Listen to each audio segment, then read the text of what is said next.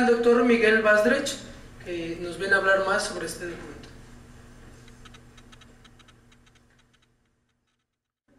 Me centraré en la última parte, que son las propuestas. También asumo, por lo dicho, que prácticamente es desconocido este documento para la mayoría.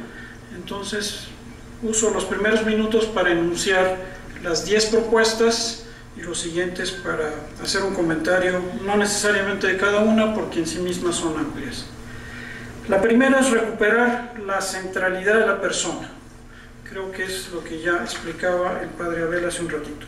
La segunda es asegurar una educación integral y de calidad para todos.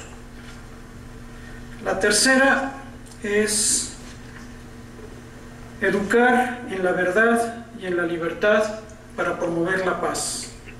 La cuarta, reconocer el papel fundamental de la familia. La número 5 es hacer de toda instancia eclesial y de toda acción pastoral un servicio educativo.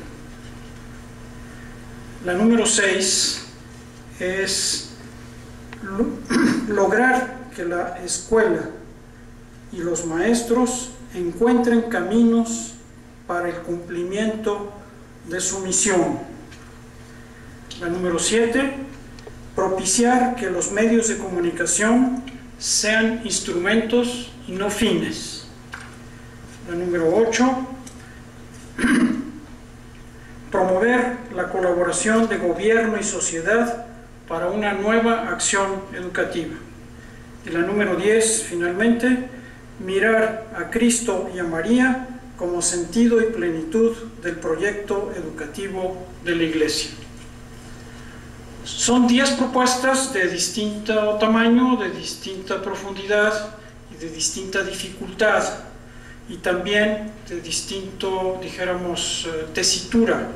Algunas son pues casi obvias, por decirlo así, recuperan una larguísima tradición del pensamiento católico y del pensamiento social en general. Otras son más de la época y requieren una explicación bastante más detallada. En el mismo documento, en la extensión de cada una de las propuestas, se nota esta diferencia. Es muy importante la primera, de recuperar la centralidad de la persona. La educación, dicho de otra manera, es el método, es el medio, es la manera como tenemos los seres humanos de hacernos personas humanas. No es lo mismo ser humano que persona humana. Ser humano somos todos, personas humanas solo algunos. Bueno, todos podemos ser personas, pero el medio para transitar de ser humano embrionario a persona humana es la educación. Y aquí recuerda, el conjunto de obispos, la conferencia episcopal se compromete con este asunto. Si no hacemos de la persona el centro de la educación no tiene sentido. Recuerda palabras papales del Papa Juan Pablo II, también de Benedicto XVI, para fundamentar sus propuestas, y recupera con toda claridad este asunto. Maestros, escuelas, educación informal, padres, medios, empresarios, empresas, tienen que tener, cuando piensen en educación, en el centro a la persona, no lo que puede hacer, no lo que finalmente quiero que haga con la educación.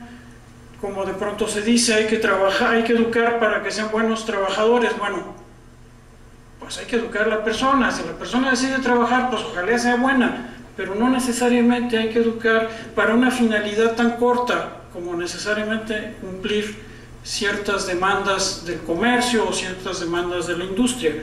Es necesario para trabajar, pero uno puede trabajar sin necesariamente llegar hasta allá. El asunto es que la misión de la educación, el sentido de la educación es formar personas humanas.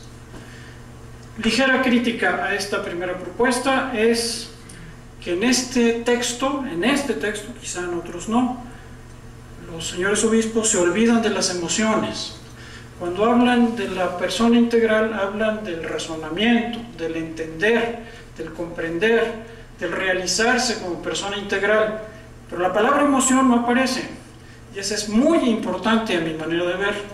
No digo que sea una omisión intencional, estos documentos siempre tienen mucho rejuego y probablemente se escapó por ahí, pero es muy necesario recordar que la formación de la persona humana incluye, si es integral, incluye intelecto y sentimiento.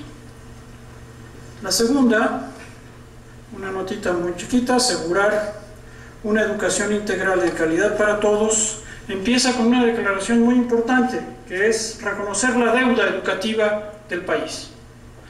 Este país, en todo lo que tiene de historia, no ha logrado educar a su población de manera completa, y tampoco con calidad, es decir, consiguiendo los fines que pretende la educación. Reconoce el episcopado y con ellos la Iglesia que hay una deuda educativa en el país, y esa deuda no es solo de calidad, sino también de cantidad y también de enfoque. Aquí señala a los indígenas, señala a los grupos vulnerables, a los grupos en pobreza, como aquellos que la educación, el país en su conjunto, todas las instituciones, familia, empresa, etcétera, no ha logrado educar. Este reconocimiento me parece central, porque es una deuda y hay que pagarla. Y no se puede tener una educación para una nueva sociedad si no se incluye a todas estas personas que les debemos como país esta tarea, esta vocación de formarse como personas humanas. Es importante, hay otros ingredientes aquí, como por ejemplo la educación inclusiva, es decir, también tenemos deudas, por ejemplo, con las personas que por alguna razón tienen una discapacidad.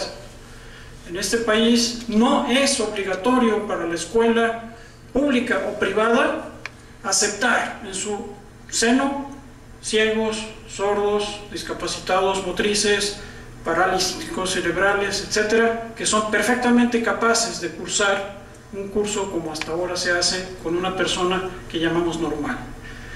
Es necesario también pagar esa deuda. Tenemos de pronto la idea de que un ciego no puede formar. ¿Por qué?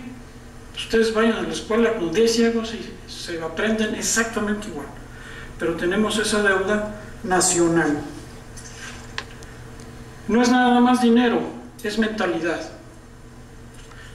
La tercera, educar en la verdad y en la libertad para promover la paz. Esta es muy importante, me parece a mí, porque es una propuesta que en estos tiempos del país, donde no hay paz, donde estamos sumergidos en un proceso de no paz, no solamente de guerra para no hablar de esa palabra, sino sencillamente de no paz, esta propuesta nos hace reflexionar sobre cómo se consigue la paz.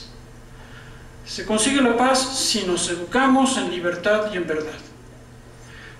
La base de la paz, que es una construcción que hacemos todos, no es algo que se consigue con un objeto que yo quiero tomar allá. La paz no es algo que yo puedo bajar de un árbol o tomar de una mesa o pedirle a alguien que ya la tenga, sino es algo que todos tenemos que construir poco a poco y con nuestra participación y nuestro grano de arena en libertad y en verdad. La base de esa construcción es ser hombres libres, personas libres. La base de esa construcción es hombres de verdad. Hombres de verdad no quiere decir que hay hombres de mentiras y hombres de verdad, sino hombres que están compulsivamente interesados en la verdad como un compromiso vital al que no pueden fallar. Y eso se consigue solo con educación. No es nada más voluntario, así de que, ¡ay, oh, la paz! No, espérense. Es una cosa muy complicada, se pierde muy fácil, se construye muy difícil. Pero la base es la libertad y la verdad. No entro aquí en detalles de cómo lo proponen, pero me parece que es una de las propuestas que, si solo hubiera esta propuesta en este documento, será histórica. La cuarta, reconocer el papel fundamental de la familia. Aquí es muy importante reconocer el papel de la familia, sin embargo yo tengo una gran discrepancia con esta por una sola razón. Hay detrás de esta propuesta una filosofía un poco atrasada, diría yo, o paralítica, paralizada respecto a la familia. La familia, por más que queramos que es lo que se dice o que debe ser hoy en la familia, en este país, no existe del todo. Es decir, hay muchos tipos de familias, hay madres solteras, hay jefas de familia, hay padres solteros, hay niños huérfanos, hay niños adoptados, hay muchos tipos de familia. Y considerar, como lo hace el documento, en que hay un solo tipo de familia que es el que debe ser, probablemente deba ser, pero no es el que es. Y la educación la hacemos todos. Las familias de madres, las familias de solo padre, las familias de solo hermanos, las familias de abuelitos, las familias desordenadas, divorciadas, separadas, maltratadas por la vida, son familias, no son pedazos de familia. Eso sería inaceptable. El documento no aborda ese tema, para decirlo de manera suave. No es que yo esté en desacuerdo, es que me parece que olvida una realidad sumamente urgente: tratar por lo menos al 50% de las familias de este país, que no son las que deben ser, padre, madre y hermanos. Esa es quizá la mitad, pero hay otra mitad muy, muy diferente que necesitamos atenderla. Todo lo que dice, si le quito esa definición, todo lo demás que dice es perfecto. Es la familia, tiene una tarea, la familia es indispensable, la familia no puede dejar de intervenir, la familia es la responsable de la educación de los hijos, etcétera, etcétera. Es intocable, ¿no? La dificultad está en qué consideramos familia. La número 5. Yo sé que es polémico el punto, pero ni modo, la realidad es la realidad. Y no cerrar los ojos a ella me parece una dificultad más fuerte todavía. Hacer de toda instancia eclesial y de toda acción pastoral un servicio educativo me parece que recupera un ingrediente muy importante, que ya lo apuntaba el padre Abel. Todo lo que hacemos puede ser educativo, y todo lo que hacemos puede ser deseducativo. Entonces, de ahí la propuesta: recuperar el valor educativo de las acciones que se proyectan, tanto en el ámbito eclesial en su conjunto como en el ámbito pastoral en particular, como acciones que tienen carácter educativo. De manera que toda la Iglesia, no solo la jerarquía, no solo los sacerdotes, sino toda la Iglesia, tiene que reflexionar sobre cómo sus actos educan. Cualquiera de sus actos educa. El asunto es que tenemos que tener claro que así sucede, y que el interlocutor que está enfrente, como ahora ustedes de mí y yo de ustedes, nos estamos educando. Esto es muy importante para poder darle la dimensión humana que se propone en la primera propuesta de la centralidad de la persona. Aquí hay detalles de cómo hacerle y todo lo demás, pero no entro a ellos.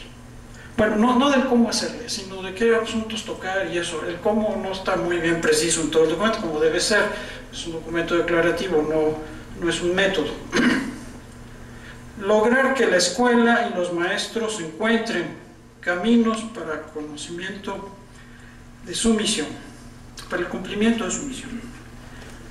Pues sí, es casi obvio. Aquí da algunas reflexiones, me parece muy bien. Yo digo que, con perdón de los señores obispos, esta realidad de la educación mexicana, sencillamente, si alguien se las enseñó, no la tomaron en cuenta. Este es probablemente el punto más flojo de todas estas propuestas. La investigación educativa, la investigación de educadores mexicanos, las acciones que hoy educadores mexicanos están haciendo, está a 10.000 años luz de la realidad que aquí ponen. Probablemente sea desconocimiento, no sé, pero las ideas, los propósitos son salvables. La realidad a la que se refieren, pues no. Por ejemplo, intentar redimir a las escuelas normales es intentar redimir al diablo. No se puede. Esa es una realidad que todo mundo reconoce. Todo mundo que está cerca de la educación lo reconoce. ¿Que hay que formar a los profesores? Sí. Las escuelas normales mexicanas, no. Hay que hacer otra cosa, radical. De otra manera seguiremos formando al diablo. Perdón por las metáforas, pero así va el asunto, me parece.